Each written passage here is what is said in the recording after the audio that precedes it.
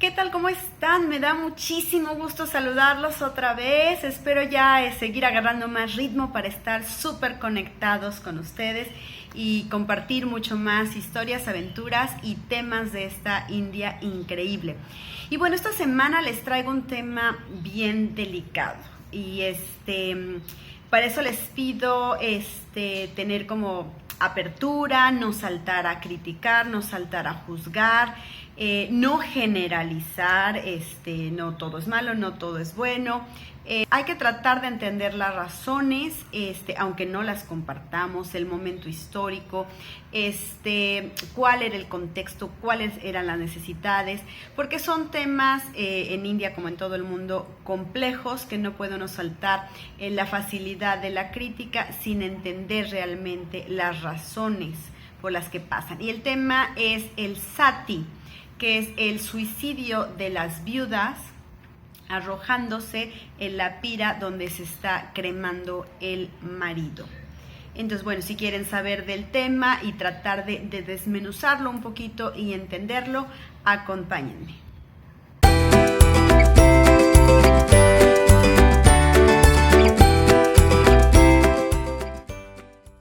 Pues así es, el sati es una práctica principalmente en el norte de India, aunque bueno, luego ya les contaré, se extendió, que se refiere al suicidio de las viudas en la pira de donde se está cremando el marido.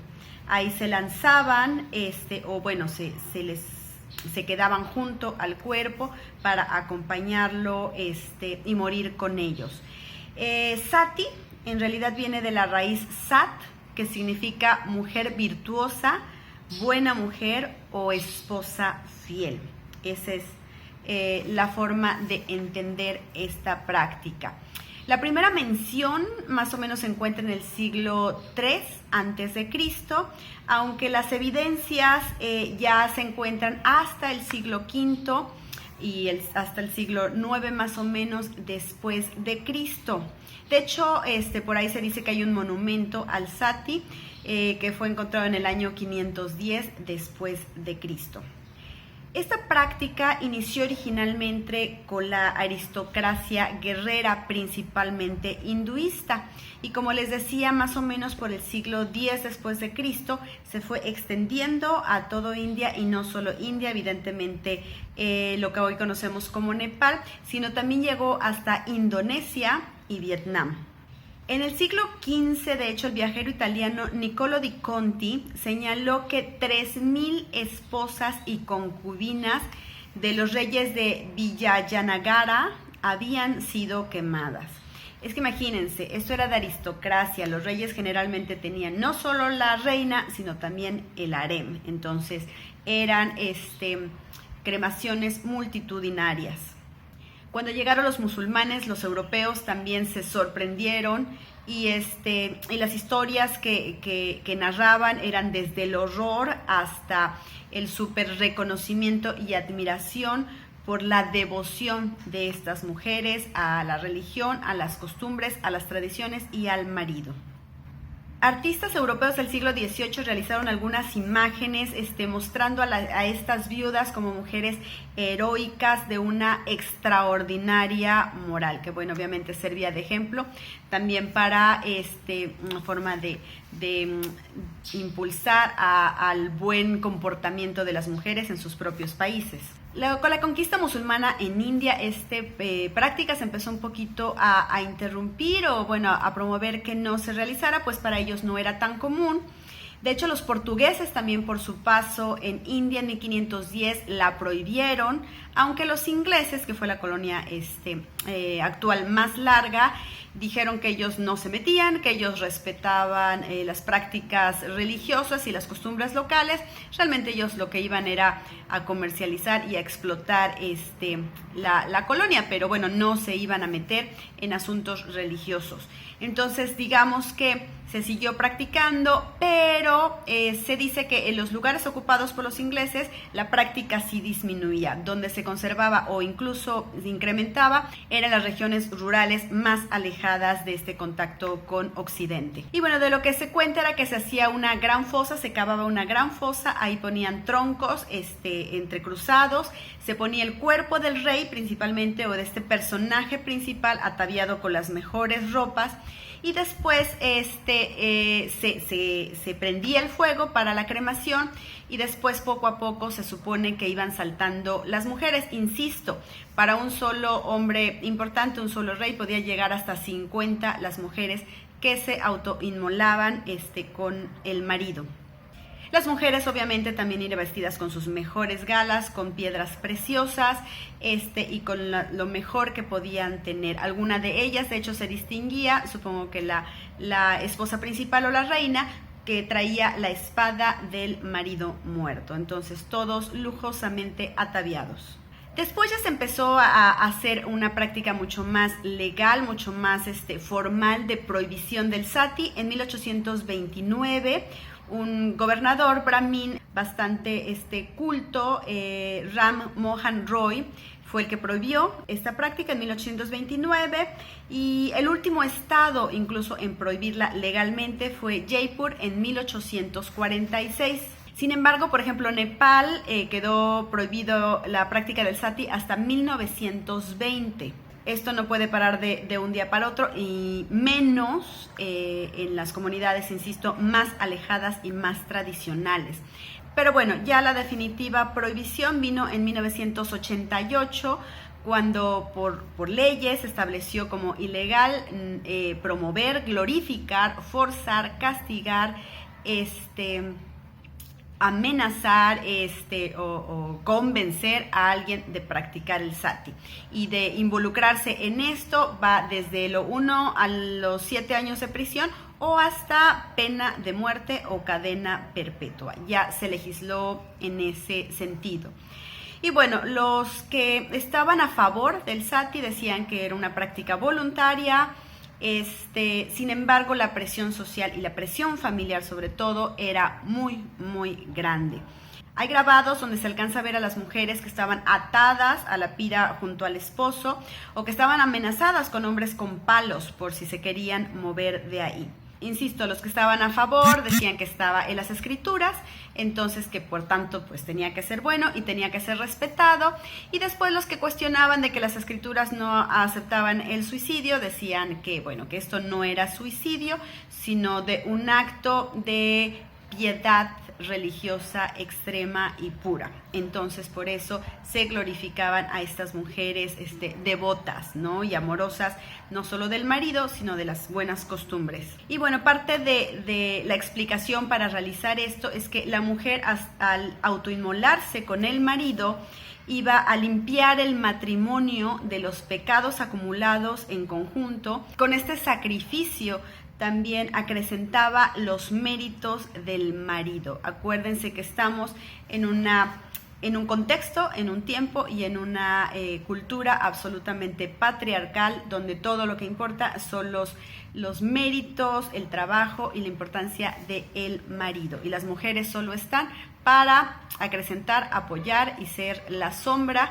que los impulsa a ellos resplandecer más, ¿no? Se dice que algunas veces se les daba un brebaje especial para mitigar el dolor, o para que, bueno, no fueran tan conscientes, que, bueno, podría ser también una forma de drogarlas para que no tuvieran voluntad y se sometieran a esta práctica. Pero bueno, ¿qué hay que entender de todo esto?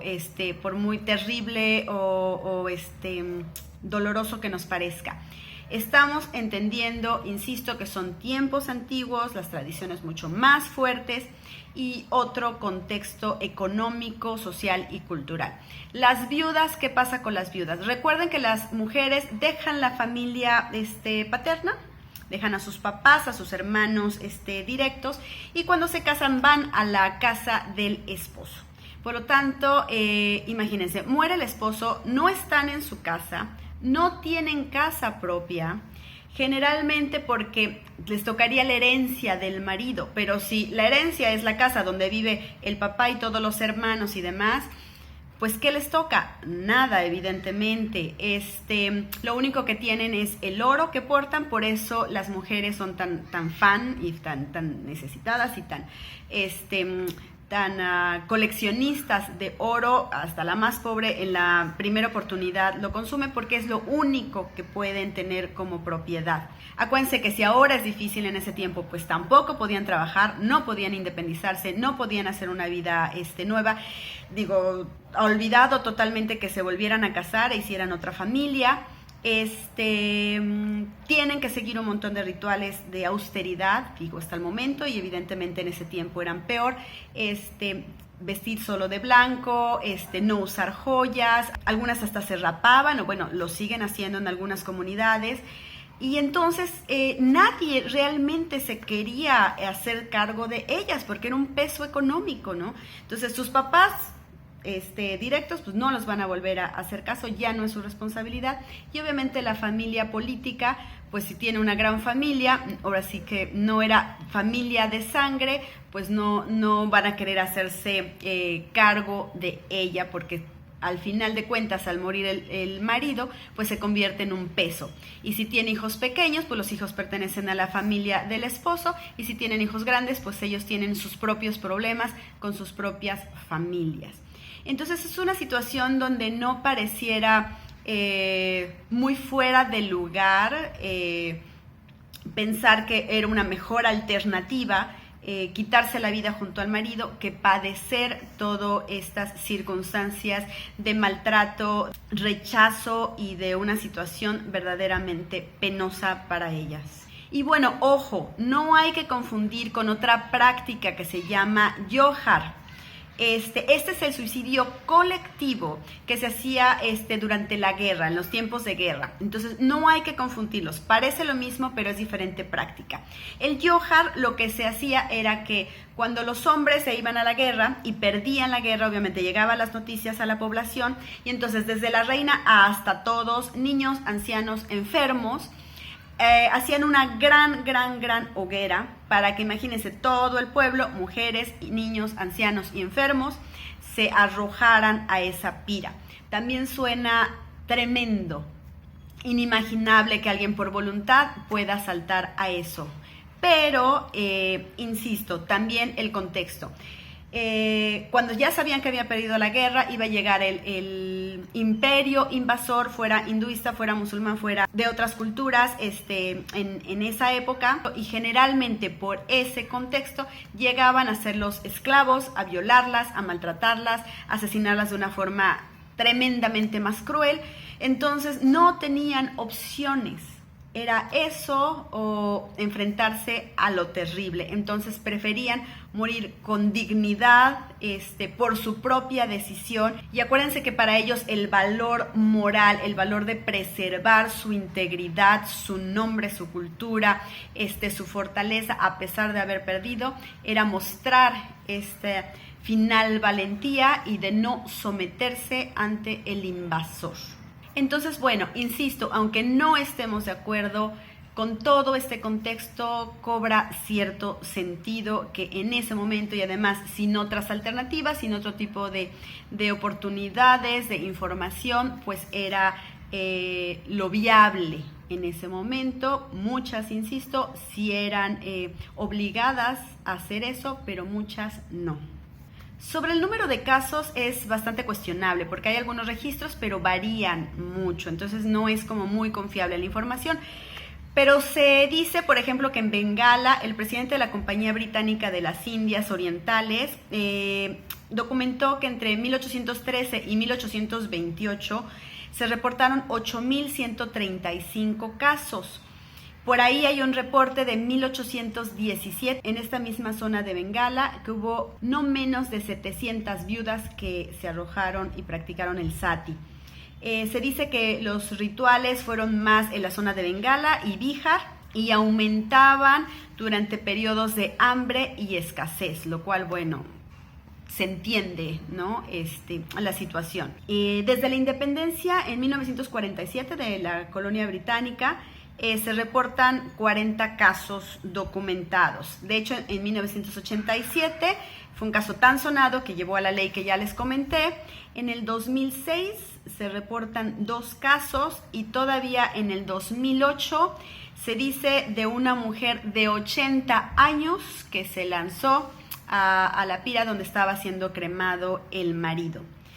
Se dice que por ahí en alguna población remota puede seguirse practicando, aunque no hay nada documentado. Obviamente, bueno, ya con la creciente acceso a los medios de comunicación, televisión, todo mundo, por más pobre que sea, trae un celular, pues evidentemente ya hay otras alternativas, hay otras influencias, para bien o para mal, donde esta práctica ya se está quedando en la historia, para hablar de ella, para analizarla y bueno, para tratar de entender en qué situaciones extremas estaban estas mujeres para participar de estos rituales, de esta tradición voluntaria o involuntariamente. Pues bueno, espero que les haya sido interesante el tema. Insisto, es muy complejo, mucho que debatir y mucho que reflexionar al respecto. Escríbanme sus comentarios, ustedes qué piensan, en qué otro país saben que haya algo relacionado. Y bueno, si les gustó, por favor, compartan el video. Les agradeceré muchísimo que lo pasen a sus amigos o quien sepan que les puede llamar la atención el tema. Pónganme sus likes y suscríbanse si todavía no lo han hecho, porque yo sé que me ven, pero luego no se suscriben. Y de verdad me ayudan mucho para seguir trabajando por ustedes y con ustedes. Y entonces los espero la próxima semana con más cosas interesantes que contar de India. Muchas gracias.